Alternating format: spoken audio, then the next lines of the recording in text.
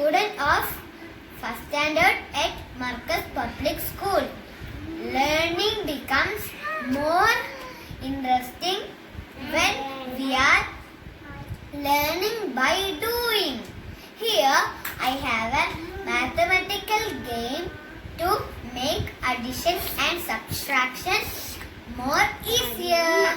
Let's see. Here I have a magical tree with me. We can add and subtract using this tree.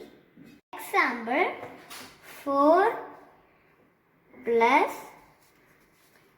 3 equal to 7. 6 minus 4 equal to 2. Next one, 8 minus 4 equal to 4.